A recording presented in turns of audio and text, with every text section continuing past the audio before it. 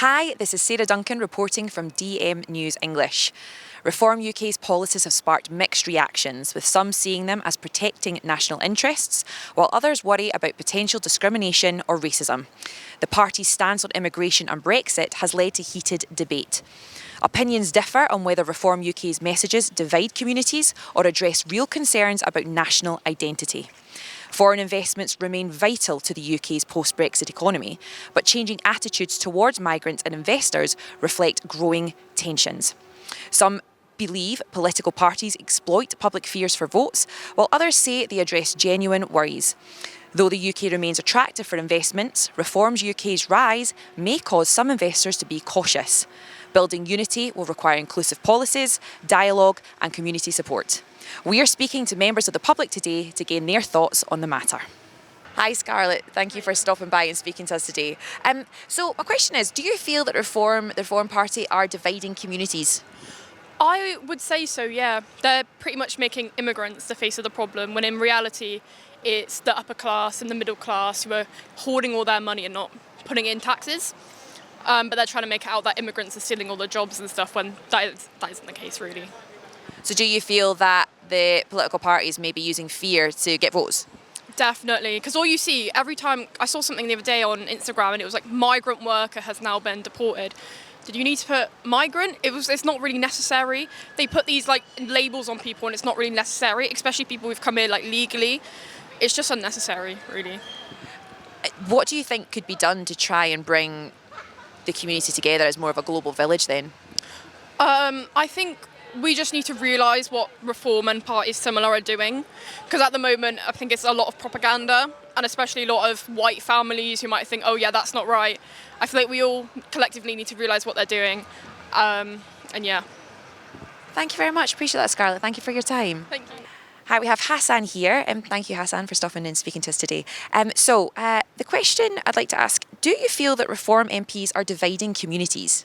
I do believe so. I think they are taking the page from Trump and applying it to maybe the mass population, but without actually informing them about the policy changes.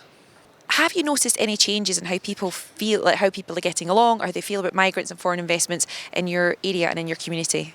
Yeah, so I think migrant, the way they throw the word around and actually not giving the full context of how migrants are dealt with through the system, misleading a lot of the population into believing certain rhetorics and again, using divide and conquer as a strategy for their own financial gain is what I see. I think you can have a quick look at, let's say, Nigel Farage's income levels and understand where that income is coming from and who's probably creating a bit of a bias behind the scenes and what his agenda is as well. But I think it all still ties down to financial gain, really, for these guys. What do you think could be done to bring people together and strengthen Britain's sense of unity as a global village? That's a good question, and I do feel that unity is a powerful thing. And I think if they were to apply unity in their strategy, but also being quite honest and clear with where money is going, where policies are being changed and why policies are being changed, and also who's lobbying and who's investing in certain areas. I think that clarity would help people make an informed decision of who they should be choosing. But unity is a big strength. I think as British people, especially some of the maybe not indirect agenda from Reform around maybe some of the flags being posted up, I think if the messaging was to change around, hey, we're all British and we're proud, and this is why we should be representing our country to tourists, and this is why we should be proud of our heritage, but also some of the things we've inherited as people that are migrating into this country. I think that'd be a nicer strategy, because I'm British and I'm proud, but it seems like it's been weaponized against certain minorities. I'm born here, so I'm British, and there's nothing they can do about it. How important do you think foreign investments are for the UK's economy after Brexit? Probably quite important, like. But honestly, I don't know too much about it. But foreigners, they're important to the economy. And why do you think they're important to the economy? They contribute a lot, like loads of jobs, like a lot of NHS kind of jobs. They're important. They do a lot of work for the UK. So, yeah. And do you feel that the Reform Party, some of the things that the Reform MPs are saying, do you feel like that's having an impact on communities now? I can't lie, I don't know a lot about Reform, but it probably does have a big impact, like just in general for both people who are from the UK and people who aren't. And do you feel that politicians may use the fears in society and to try and get votes? Probably. Let's be real. They'll probably do that. Well, thank you very much. Thank you for your time and I appreciate that. Hi, Mo. So, just my question today is, do you see reform prioritising national interests, or are there concerns about discrimination or racism? I have quite a varied view on that one, but I do feel like it is causing a divide, and it is. I do feel it is racism orientated. I just don't feel comfortable anymore, which is compared to last year. It's like you felt okay walking around the streets, and now you walk around with a bit of a look over your shoulder due to what the Reform Party is bringing in right now. Yeah. Do you feel like that's quite a common feeling with people? Oh yeah, definitely. We tell our children to be safe when they're going out. My friends tell each other, and we're all grown men, we're telling each other, be safe, there's a march going on over here, don't go out tonight. And it's just like, that's how we base what days we're going out and not going out. If there are marches, if anything's going on, if you're hearing stuff that's been happening in the media, it's a scary time, to be honest. So do you feel that it's creating a division then in our society? Oh, 100%. I'm hearing lots of stories about people going to restaurants that they enjoy, and then as soon as they find out it's halal food, they're giving it full hates and zero reviews. And so yeah, it's changing the whole perspective. It's changing the mind thought of everyone, Asian and non-Asian, of all types, really, if anyone of race or non-race, yeah. And do you think that that's creating then a negative impact for the UK overall in the global sense when it comes to maybe financial income into the country from other people investing in us? How do you feel? Do you think that could impact that? I wouldn't know about other countries investing in us, because it's not just happening over here, it's a global thing that's going on at the moment.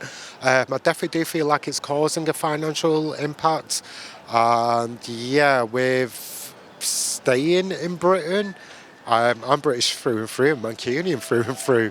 But now I'm actually considering moving elsewhere, moving back to my roots, due to not feeling safe for my family and for my children. And some people are calling it the Brexit too. Would you agree with that? Yeah, I'll call it worse than that though, really. But yeah, I would agree with that concept. Thank you very much for speaking to us today, and thank you for sharing your experiences there. Hi Sharia, thanks for speaking with us today. So my first question to you is, do you see reform as prioritising national interests, or are there concerns about discrimination or racism? There's definitely discrimination and racism in terms of their policies and just what they're about, I think. And do you feel that Reform MPs are dividing communities? Yeah, definitely. Yeah. And in what sense have you felt that divide? Are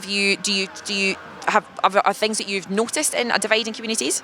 Just the people that support reform, you can tell that they're not very, they're quite racist in terms of, what they think, and I don't know how to explain it. You can just tell, their audience and who they're trying to have, support them and stuff. They're quite racist and intolerant towards migrants and just people that don't look like them. Have you noticed any changes in how people get along, or how, I think I might have already asked this question, but is there any other, in what ways have you seen that? Ways, just general racism, I think, microaggressions, and me personally being black and Muslim, I feel you can tell there's tension. And if people don't outwardly say it, how they feel about you, if they're not outwardly racist, you can tell in the way that they're microaggressions and stuff like that. And they tend to be reform supporters. But yeah. And have you sensed a shift in how safe you feel in your community? I think so, yeah. I mean, Manchester's quite a diverse area, so I think it's not as felt in Manchester, but there definitely is small parts where I live particularly, where it's less diverse, you can feel the tensions. And like when the raise the flag thing was happening and all that, you can tell I wasn't wanted here, despite the fact I was born here, I was raised here. Like, it's my country just as much as it is theirs, but they don't see it that way, so you can definitely feel that. Thank you very much for your time. Hi, Kev. Thank you for speaking to us today. So my first question to you, what are your views on the policies being proposed by Reform UK? I disagree with virtually every single one of them. I don't think they reflect the national interests. I think they're catering for the minority as opposed to majority. Yeah, maybe, you know, we need tighter immigration policies, but I don't think theirs are right. And do you see them as prioritising national interest? You've already answered, but would you say there's concerns about discrimination or racism within the party? Yeah, I don't think it helps. I think it adds fuel to the fire. Yeah. Thank you. And do you feel that Reform MPs are dividing communities then? Yeah. I don't view diversity as a weakness. I think it's a strength for the country. I think, you know, there's a reason why we don't make our own doctors anymore. And we have to import the help. You know, I'm all for diversity. Yeah. And do you think political parties are using people's fears to win votes then? Yeah, definitely. What do you think could be done to bring people together and strengthen Britain's sense of unity as a global village? I just think everyone needs educating. I think that a lot of the communities are misunderstood, and it's because we don't know enough about them. And I think that the media doesn't help because obviously it always prioritises one over the other. There's always one side that's villainised. So do you feel like the media has a responsibility to then educate the population about everybody, all the communities that live within the UK? Yeah, absolutely. I think we've all got responsibility to seek that education. Thank you very much. Appreciate your time. Hi, Becky. Thanks for speaking to us today. So we're just asking some of the members of the public how they feel towards the reform policies and if they feel like it's having an impact on the community, and what you think towards it.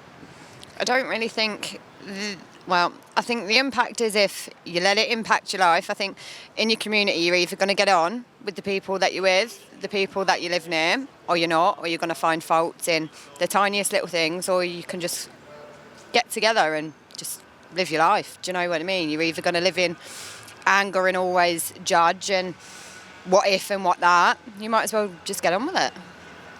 And do you feel that the political parties might be using fears to gain votes? Do you think that is that anything? Yeah, of course. I do think that they fearmonger people, and I think they only highlight things they want you to know as well. Like, yeah, to be fair, yeah, it's mixed. None of them communicate with each other. Yeah, it's just who wins, I suppose. And have you noticed a difference in your community with some of the reform things that are coming out, some of the reform MPs, what they're saying? Have you noticed any change? I think there's a change in everyone's community through it. I think there's a lot of people that are against certain things and people that are with other certain things. But again, it all depends. If you want to be a part of that, then you go for it. Do you know what I mean? But just do what you've got to do. Live for you and your families. Do you know what I mean? If you're all going to be horrible and can't be nice to people and live a normal, nice life, you're just going to find faults in everything. Nothing's going to change unless everyone wants it to change and certain people are out of certain things. But yeah. Thank you very much. Thank you for your time. I appreciate that. The UK's economic and social stability faces significant challenges, and it's crucial to address these issues in a way that promotes unity, inclusivity and economic growth. By engaging in open and respectful dialogue, we can work towards a more cohesive and prosperous society. If racism has no place in his party, then Nigel Farage should prove it by withdrawing the whip from Sarah Pochin immediately. This is Sarah Duncan reporting with DM News English.